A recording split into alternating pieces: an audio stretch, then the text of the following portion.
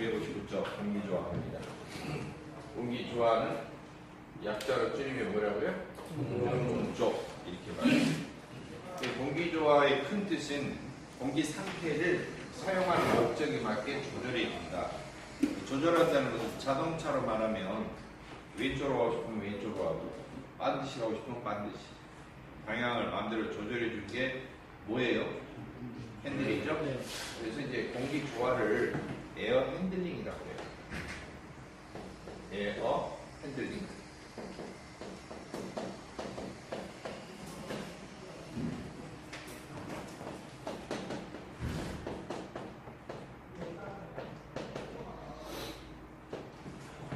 에어 핸들링이라고 하는데 잘못하면 에어 컨디셔너 이렇게 에어 컨디셔닝 이렇게 오해할 수도 있어요. 에어 컨디셔닝. 에어 컨디셔닝을 해주는 컨디션이 좋게 쾌적하게 해주는 기계가 에어 컨디셔너 줄여서 에어컨이라고 그러죠. 근데 공조의 뜻은 에어컨 뜻이 아니에요. 여기 말 나온 것처럼 목적에 맞게 조절한다. 목적이 무엇인지 모르잖아요. 그렇죠? 목적이 무엇인지 모른다고요? 사용 목적이 첫째로는 사람을 대상으로 한 것이냐, 두 번째로는 물건, 물품을 대상으로 한 것이냐. 물품을 대상으로 한다 그러면은 예를 들면 이제 냉동실이 있단 말이에요. 동태가 있어요. 동태가 대상물이에요. 막 영하 10도로 빡빡 떨어쳐야 돼요. 사람을 대상으로 하는 건 아니죠. 그러니까 이제 동태를 저장하는 냉동 창고에 가서 겨울 멋쟁이가 냉동 동태처럼 취급을 당하면 사람 취급 안 하는 거죠. 영화의 묘미는 거가 있는 거예요. 그리고 신의 한 수 영화에서 바둑 뛰잖아요. 냉동 창고에서 지니까 어때요? 닫아놓고 열쇠 이렇게 잠가놓고 하잖아요. 그렇게 하면 큰일 납니다. 살인죄고요. 사람을 사람으로 대상한 게 아니라 동태처럼 물품으로 대상으로 취급을 해서 영하 막 20도, 30도로 이렇게 가져오고 나오는 거죠. 그러니까 우리가 생각할 때는 사람이 볼 때는 쾌적한 상태는 아니죠. 그 상태가 쾌적해요? 그거 아니죠. 또는 어디 그 인쇄소 같은 데가 있다고 쳐봐요. 또는 섬유회사가 있다고 쳐봐요. 섬유회사 같은 경우는 이 염색, 그 염료로 해서 이렇게 프린팅을 한다든지 이럴 때는 아주 습하고 꾸룩꾸룩해야 돼. 그래야지 색깔이 발색이 잘 되고 화려하게 이렇게 잘 나오고 그리고 잘 찍혀요. 근데 이제 건조하고 이렇게 막 하고 그러면은 온도가 낮고 그러면은 천이 쫙 이렇게 말리면서 축축 찍어 나갈 때 천에서 이렇게 마찰이 심해서 온도가 낮고 건조하면 마찰이 심해져요. 겨울철에 보면 자동차도 이렇게 민감한 사람들 손잡이 가면 이렇게 정전기 생기잖아요. 그런 것처럼 정전기가 많이 발생해요. 그럼 잘 어때요? 프린팅이 잘 안 되고 신문 같은 경우도 마찬가지예요. 윤전소에서 종이가 이렇게 야구 종이가 쫙 지나가는데 찍히고 가잖아요. 롤러가. 근데 너무 건조하면은 어떠냐? 정전기가 많이 발생해요. 종이 같은 경우가 정전기가 많이 발생하면은 불안해요. 이게 기계에 들어갈 때고 색깔도 잉크도 잘 발색이 안 되고 그래서 그런데 근무하면은 사람 대상이 아니에요. 근데 종이가 볼 때는 종이는 쾌적해요. 근데 사람이 쾌적하지 않죠. 그래서 무조건 에어컨디셔닝이라는 용어를 사용하기는 좀 어렵다. 공기 조화는 그래서 범위가 엄청 확장이 되는 거죠. 이해하십니까? 예. 누구를 대상으로 하느냐. 그럼 상태를 조절한다는데 도대체 뭘 조절할 것이냐. 네 가지를 조절한다. 잘못 읽으시면 안 돼요. 제가 네 가지라고 읽었어요. 싸가지가 아닙니다. 네 가지를 조절한다. 네? 온도 조절한다. 습도 조절한다. 청정도를 조절한다. 그리고 기류 속도, 실내에서 부는 어떤 특정한 장소에서 공기가 대류하는 속도, 정지 공기로 할 것이냐, 또는 유동을 시킬 것이냐, 이런 것을 조절하는 것입니다. 이 네 가지 부분을 4대 요소라고 해요. 공기 조화에서 조절을 해야 될 요소들, 4대 요소.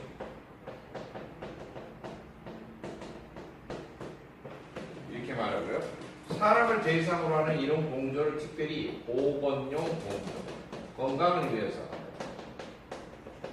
같은 말로 쾌감, 쾌정용, 쾌감용 공조 이렇게 얘기해요.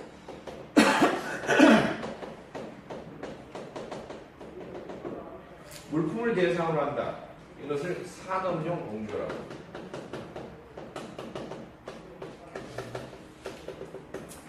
예를 들면 전산실, 뭐 이제 KT 같은, SK 같은 전산실 있죠. 네.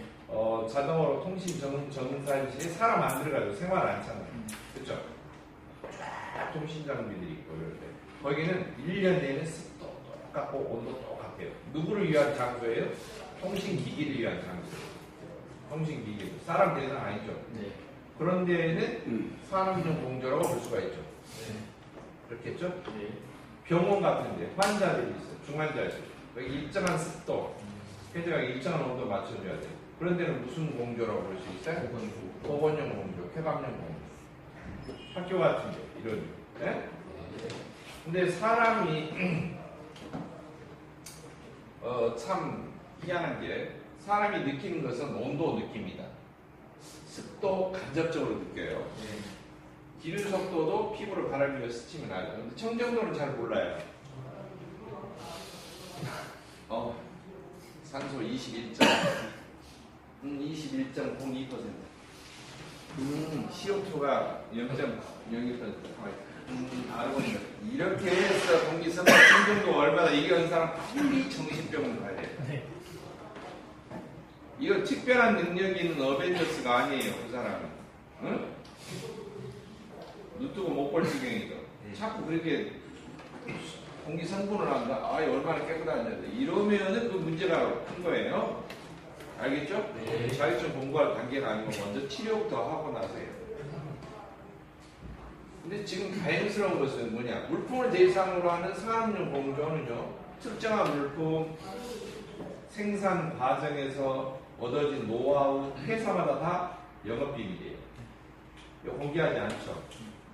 반도체 공장에서 공정마다 그 유지하는 모든 공정들 순서와 유지하는 여러 가지 조건들, 이건 삼성에서 공개해라 마라. 이것이 영업 비밀이다 아니다. 위법이다 아니다. 노동부에서 하라 공개하라 이렇게 했는데 이미 다 공개된 것들이 이제 산업 현장에서 다 아는 것. 누구나 조금만 다 해보면은 뭐예요? 아는 거죠. 공공이란 그런 비밀도 아닌 부분이다. 라고 하는데 비밀이라고 해서 공개를 못한다라고 해서 막 삼성하고 이 법원하고 문제가 되잖아요. 서로 아웅다웅 했었잖아요.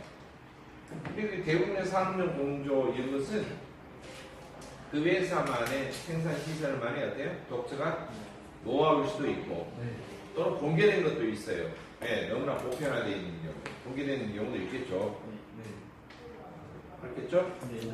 근데 이것은 다 달라요. 조건이 너무나 다양하기 때문에 이것은 시험 문제 안 나온다. 시험 문제는 1번만 대상으로 나옵니다. 그다음에 기능사, 산기사, 기사까지도 마찬가지죠. 1번을 대상으로 한다. 그래서 1번은 표준으로 정해놨어요. 사람. 근데 또 재밌는 게 뭐냐면요. 이것도 또 문제가 있어요. 사람이 뒤에 보면 쾌감용, 쾌적이란 말이에요. 쾌적. 이것도 문제예요. 왜 문제가 됐냐면 사람마다 쾌적하다고 느끼는 게 다 달라요. 이게 주관적인 거라 이게. 어떤 사람은 찜질방 되게 좋아해요. 어떤 사람은 찜질방 싫어해요. 후끈한 거 싫어해요. 겨울에도 보일러 안 틀고 어때요? 그냥 천방에서 자는 거죠. 시원해져. 여름이면 아주 견디지 못하는 사람이 있어요. 어떤 사람은 여름만 오기를 기다리는 사람도 있죠. 여름에도 보일러 틀고 자는 사람도 있어요, 실제로. 보일러 틀기 뭐하고 가족들한테 쫓겨날 위기니까 전기장판 깔고 자는 사람 실제로 그래요. 그렇잖아요. 대체적으로 사람이 나이가 들고 혈액순환이 안 될수록 따뜻한 걸 좋아해요. 따뜻한 걸 좋아해요. 자동차 이렇게 뜨끈뜨끈한 데 있는데 딱 차를 타면 이런 사람이 있나? 이런 사람이 있고 사람마다 다르잖아요. 그런 것처럼 사람이 느끼는 쾌감이 다 달라서 도대체 어디다 포인트를 맞춰야 돼요. 이러다 보니까 그냥 중간치를 하자, 평균치를 내자라고 하는 거죠. 평균치를. 그래서 사람마다 쾌적하게 느끼는 조건들을 다 평균값을 찾는 거예요. 그러려면은 많은 실험 데이터가 필요해요. 한 사람한테 물어봐 뭐 쾌적합니까? 아이, 별로요. 그러면 그 사람은 표준을 할 수가 없어요. 네. 그렇죠? 네. 통계에서 오류가 생기는 거예요. 자, 많은 사람을 실험 대상으로 한다. 그러면 샘플링을 해야 된다. 공원을 해야 되고 실험을 해야 되고 여러 가지 실험실의 조건에 들락날락하면서 실험도 해야 되고 시간도 뺏어야 되고 결론적으로 뭐가 많이 들어? 쩐이 많이 들어. 그걸 주도적으로 해야 될 어떤 기관이나 어떤 연구소나 또는 협회나 공신력이 있어요. 누가 해놓고 우리 동네 100명 해봤는데 우리 동네 양반들 다 이거 좋아해. 공신력이 없단 말이에요. 그래서 우리나라에서는 거의 공식적으로 이렇게 다양한 사람들을 계층으로 해서 실험 데이터 값을 가지고 표준을 정한 게 사실 유명무실한 좀 안타까운 일이에요. 이 산업의 표준인데 그럼 어디치를 갖다가 사용하느냐 주로 미국 냉동공조협회에서 실험을 하는 값으로 정해놓은 거죠. 그 데이터를 주로 사용합니다. 그럼 나머지는 뭐냐? 우리나라에서 표준으로 제시하고 있는 거죠. 공조에 관련된 데이터들이 나오거든요. 그런 것은 사람을 굳이 이렇게 동원을 하지 않고 기상청에서 측정하는 여름철 최고기온, 여름철 최저기온 이런 것들이 있잖아요. 사람이 아닌 거. 그냥 계측기로만 하면 측정이 되는 거 이런 것은 나와 있어요. 중부지방의 평균온도 뭐 이런 것은. 그럼 우리나라에서 다 사람 필요 없잖아요. 기상청이 자동으로 측정이 되니까. 그러겠죠.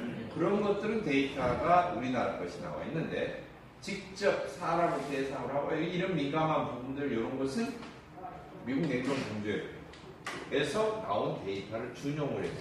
다행스러운 것은 LA나 뉴욕 지방이 이쪽으로 이렇게 위도를 와보면 뭘로? 서울하고 중위도가 거의 우리나라 같다 라고 해서 한 것이죠.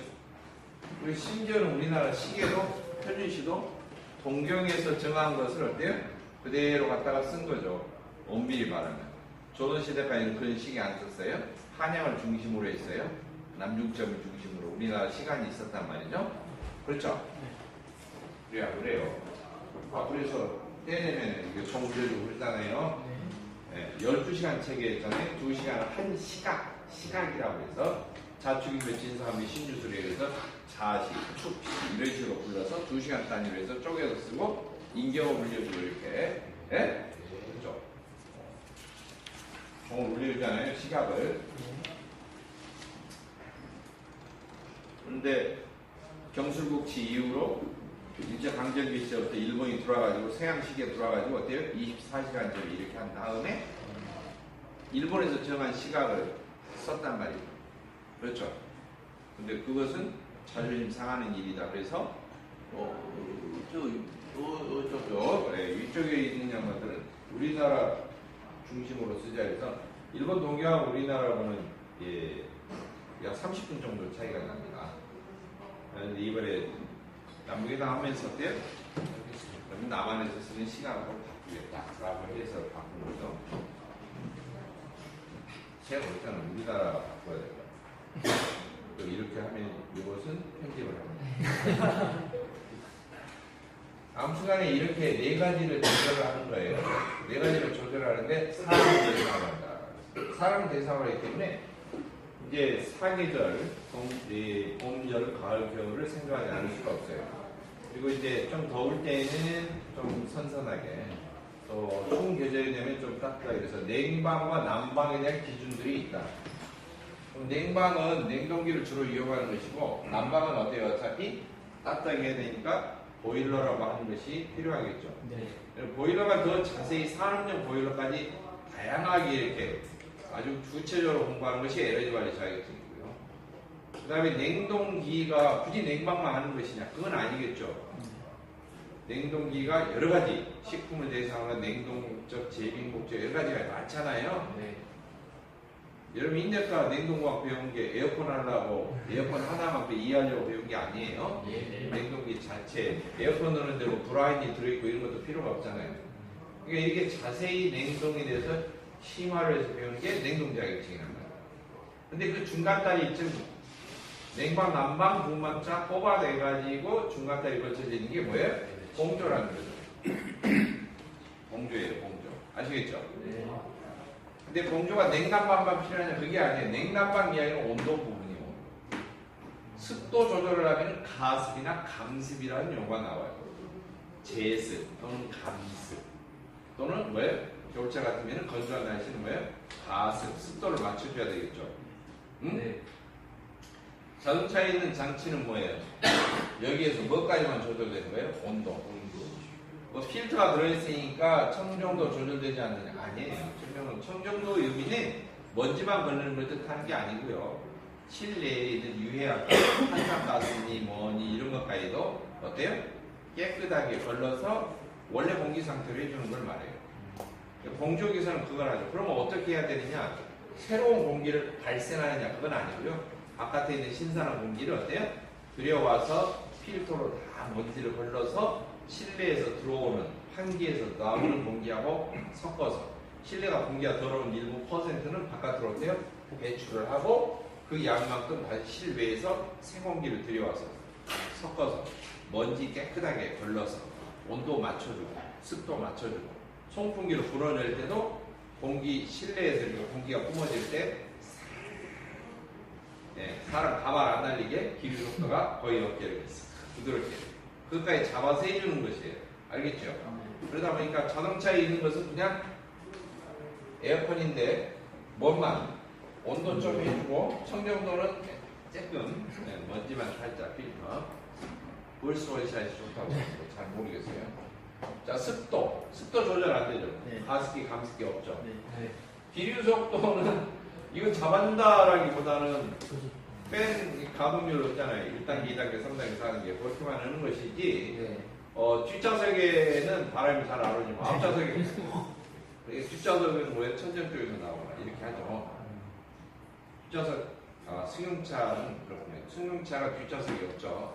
에어컨, 팬 조절이 없죠. 네. 근데 SUV 차량은 있잖아요. 네. 뒷좌석, 천정 쪽에 약쪽에 보면 그리고 뒤에 어때요? 맨 뒷좌석 하단에 보면 또 뒤에가 팬 이렇게 풍모 나오는 호출구가 있죠. 이 네 가지를 잡으로 조절해요. 여기에 대해서 좀 공부를 해야 됩니다. 그리고 뭘 조절하는 거예요? 결국에는 공기를 조절할 거예요.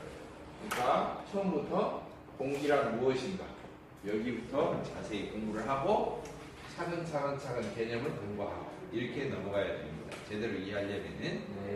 그리고 이것을 말로 아무리 길게 해봤자 공기의 상태를 일목요연하게 어떻게 알아볼 수가 없습니다. 딱 하나로 알아볼 수가 없어요. 그래서 이걸 그래프로 그리는 게 있어요. 네?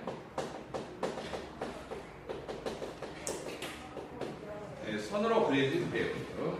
그래프 중에서도 선으로 그려진 그림 도자라서 선도 이렇게 하는데 이것을 공기선도라고 해요. 알겠습니까? 네. 공기선도. 근데 앞에가 꼭 한 글자가 붙어 있어요. 습자가 붙어 있어요. 연습한다는 말이 아니고요. 습기가 있는 공기의 선도. 왜 그러냐면은 우리가 숨쉬고 있는 지구상에 있는 모든 공기는 다 습공기예요. 그래서 습기가 조금 들어있으면 좀 건조하다라고 이야기를 하고 습기가 많이 들어있으면 눅눅하다라고 이야기를 할 뿐이지 습기가 0%인 공기는 없다. 사하라 사막에 가더라도 습기는 사실 있어요. 습기가 좀 적을 뿐이죠. 동남아 지역에 가면은 습기가 많아요. 그러니까 후덥지근할 수 있는. 사막에 가도 습기는 있다 없다? 있어요. 0%짜리는 아니에요. 사막에서 아침 새벽하고 한낮의 기온하고 엄청 차이가 나죠. 한낮에는 막 40도, 50도 이렇게. 밤에는 사람이 체감온도가 거의 막 그 영하 온도에 가까울 정도로 온도가 떨어져요. 이렇게 급격히 떨어지면 어떻게 되냐면은 사막에서 이제 혹시나 지내게 된다든지 그러면은 비닐을 바닥에 이렇게 깔아놓는다든지 파가지고 이렇게 파가지고 비닐을 이렇게 받쳐놓는다든지 아니면 금속판을 받쳐놓으면 공기 중에 있는 습기가 어때요? 이슬이 맺혀서 밑에 보여요. 물로 양이 적을 뿐이에요. 그러니까 사막에도 습기는 있다 없다? 있다. 그래서 지구상에 존재하는 공기는 그리고 어디만 한마디로 옛날 그 머리 잘못 깎으면은 바리깡으로 잘못 깎으면 머리 이렇게 기계에 또 올라가지고 머리 보면 뽕뽕 부분 탈모돼서 기계충이라고 그러는데 그렇게 하듯이 지구에 어디는 0% 어디는 습도가 100% 이렇게는 되지 않아요. 왜? 공기가 어떻게 돼요? 유동하죠. 움직이죠. 네. 움직이기 때문에 0%짜리 공기는 나올 수가 없다. 따라서 습기는 어디를 가든지 있기 때문에 실제 공기는 우리는 습공기라고 봐요. 이 공기가 습기가 섞여 있는 공기가 실제 공기라는 거예요. 실제 공기. 그래서 이제 공기 상태부터 한번 보도록 할까요?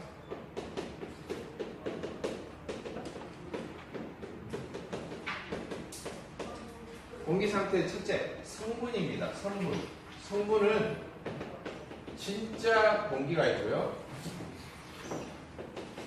여기 이제 습공기라고 그러죠. 습공기. 한마디로 뭐예요? 실제 공기죠? 네. 실제 공기는 성분사로 보면 건조한 공기 성분이 있고 그 다음에 뭐가 성분이냐면 수증기 성분이 있어요. 이게 플라스틱입니다. 건조한 공기는 질소가 78%, 산소가 21% 들어있고요. 그리고 기타가 1%예요. 기타를 이제 희박하다 성분이 히가스라고 합니다. 기타 히가스 알겠죠? 히가스라고 하는데 이게 히가 이런 가스가 아니고 희박하다 퍼센트가 희박하다라는 것이고요. 기타 1% 중에서 중요한 성분이 뭐냐? 아르곤 성분이 0.9%가 됩니다. 나머지가 이제 차지하고 있는 것이고요. 알곤 밑에 이제 보면은 지구의 온난화 현상을 유발하는 탄산가스, CO2 같은 거, 이런 것은 퍼센트에 들지도 않아요. 근데 그 미약한, 어떻게 보면 ppm으로 따져야 되는, 100만 분율로 따져야 되는 그런 적은 농도인데도 지구의 온난화 현상을 일으킵니다. 탄산가스가. 알겠죠? 네. 그리고 이제 수증기들. 두 번째로는 여러 가지 상태값이 있네요.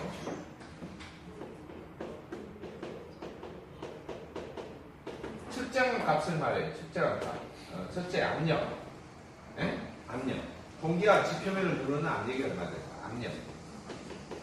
압력은 사실 습공기, 습기가 섞여 있는 공기의 압력이에요.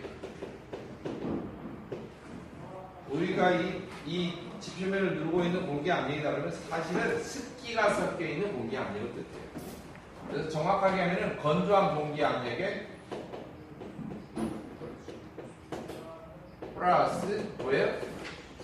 수증기 압력이 합해지거든요. 이게 합해져서 습공기 압력이 되고요. 이게 우리가 말하는 다른 기초공학에서 배웠던 대기압이에요. 그러니까 대기압에는 사실 수증기 압력이 포함되어 있는 거죠. 우리가 대기압 그러면 얼른 혼동하기 쉬운 게 뭐 질소 78%, 산소 1%. 가스 자격증 공부할 때는 공기 상태도 배웁니다. 공기를 액체로 만들어서 성분을 뽑아내서 분리를 해가지고 질소도 통에다 채우고 산소도 통에다 채우고 해서 산소통 있잖아요. 네. 알곤 용접할 때 쓰는 알곤 가스도 통에다 채우고 이렇게 해서 공기 성분을 분리를 해가지고 만들어요. 근데 그렇게 가스로 저장하고 제조하고 판매하고 운반하고 사용하고 하는 것에 입정량 이상이 되면 뭐가 돼요? 안전관리자가 필요하죠. 네. 그걸 담당하는 게 가스자격증. 그래서 거기서 나와요. 나오기는 나오는데 다른 기초공학, 냉동이나 에너지 관리 다 대기압이라는 용어가 자꾸 나오는데 대기압은 뭐냐? 진짜로는 습공기압이에요. 건조한 공기압력과 수증기압력이 합해진 것이다. 이 전체적인 것이 합해져야지 대기압이 되는 거예요. 그래서 이것을 어떤 책에는 이렇게 말합니다. 건조한 공기 성분의 분압, 부분적인 압력 플러스 뭐예요? 수증기의 분압. 분압이라고 하는 게 부분 압력이다. 이런 소리예요. 부분 압력. 부분 압력을 줄여서 분압력. 이렇게 플러스를 하면은 전체가 나와요. 전체. 알겠죠? 네. 이게 대략 위도 45도쯤을 측정하니까 얼마가 나왔다? 1.0332 kg F/제곱센티미터에 암령이 나왔다는 것이고요. 네. 이게 이제 수온수 높이라면은 소리체비가 실험한 걸로 760mm가 올라갔다는 거죠. 센치로 하면 76cm겠죠. 이걸 위에도 이제 같이 환산을 하면 이런 종류가 있겠죠. 파스칼로 한번 뉴턴 퍼 제곱미터에서 101325. 응?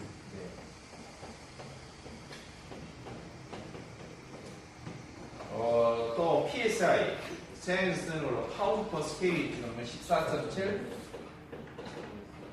PSI 이렇게 되지 않습니까? 맞죠? 네. 이렇게 돼 있어요. 그럼 압력은 이렇다 치고 두 번째 뭐 성분이 이렇게 돼 있어요. 나머지 상태는 뭐가 있어요? 분자량. 어려우면은 아보가드로 법칙에 의하면은 기체 알갱이 개수가 6.02 곱하기 10의 23승계를 1몰계다. 그렇게 말했죠. 그런데 이 1몰계에 기체 분자가 있다. 라고 하면은 기체 분자가 1몰계가 있다. 그러면 표준 상태로 측정을 해봅니다. 표준 상태라고 하는 것은 뭐냐면은 1기압 0도씨를 기체에서는 표준 상태라고 합니다. 1기압 0도씨로 맞춰서 측정을 해보면은 부피가 22.4리터로 일정해요. 지금 이것에 관련된 법칙이 뭐냐? 이게 뭐예요? 이게 아보가드로 법칙. 뭐 법칙? 아보가드로. 그리고 이 1몰계의 질량을 재본 거. 저울로 달아서. 그걸 보고 뭐라고 그래요? 분자량이라고 그래요. 외워야 돼요, 이거. 네. 이해가 아니야. 외워야 돼요. 왜? 여러분이 이 핀셋을 집어다가 주머니에 담아가지고 무게를 재지 않는 이상 외워야 돼요. 그렇죠? 네. 근데 이제 공기는 이렇게 안 하지만 나머지 가스는 성분이 한 가지만 있는 가스. 이건 성분이 여러 가지잖아요. 네. 여러 가지잖아요. 네. 여러 가지이기 때문에 성분이 한 가지만 있는 경우는 분자량을 어떻게 구하냐면은 분자는 어차피 원자가 결합돼서 만든 것이기 때문에 원자의 무게를 합한 거예요. 원자량의 합계. 그리고 원자량이 중요한 건 몇 가지 외웠죠. 탄소가 12, 산소가 하나가 16, 질소가 13 이런 것들 했죠. 수소가 뭐 1 여기 나옵니다. 여기 이제 질소, 산소 나와 있고요. 아르곤 같은 경우는 40이에요. 40 뭐 등등 많이 나와요. 근데 이건 이제 원자이기 때문에 가령 산소 분자다, O2다, 질소다, N2다 이런 식으로 나오면 O2는 얼마예요? 분자량이 32가 되고요. N2는 14짜리 두 개니까 28짜리가 돼요. 그래서 여기 퍼센트 이거 이 세 가지 주성능률 99.9%에 해당되기 때문에 네. 99.9%의 분자량을 내보면은 질소 28짜리가 78%니까 0.7. 산소 32짜리가 21%니까 0.21. 퍼센트는 단위가 붙은 거예요. 100%이에요. 숫자로 고치려면 뭘 해야 돼? 나누기? 100 하면 숫자로 고쳐져요. 100%는 숫자 아니에요. 단위가 붙은 거예요. 근데 숫자로 고치면 나누기 100 하면 다시 숫자로 고쳐요.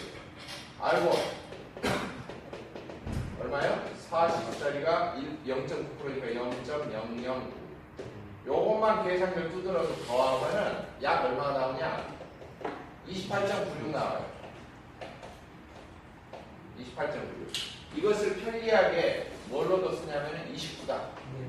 그래서 공기 분자량은 얼마다? 29다. 그렇게 해도 이야기해요. 반올리면 28.96이니까 반올리면서 29다.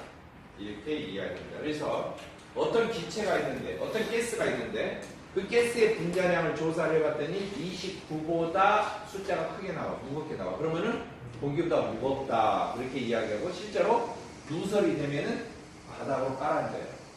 근데 어떤 기체의 분자량을 계산해 봤더니 29보다 숫자가 적어요. 이 말은 공기보다 가볍다라는 소리고, 공기 중으로 누설이 되면은 위로 떠요. 날아가요. 공중으로 날아가는 거예요. 체류하지 않아요. 바닥에 깔아앉아. 아시겠죠? 네. 이건 얘들 선택값 중요한 것들이 몇 가지 조금 봐줘야 될 게 있어요.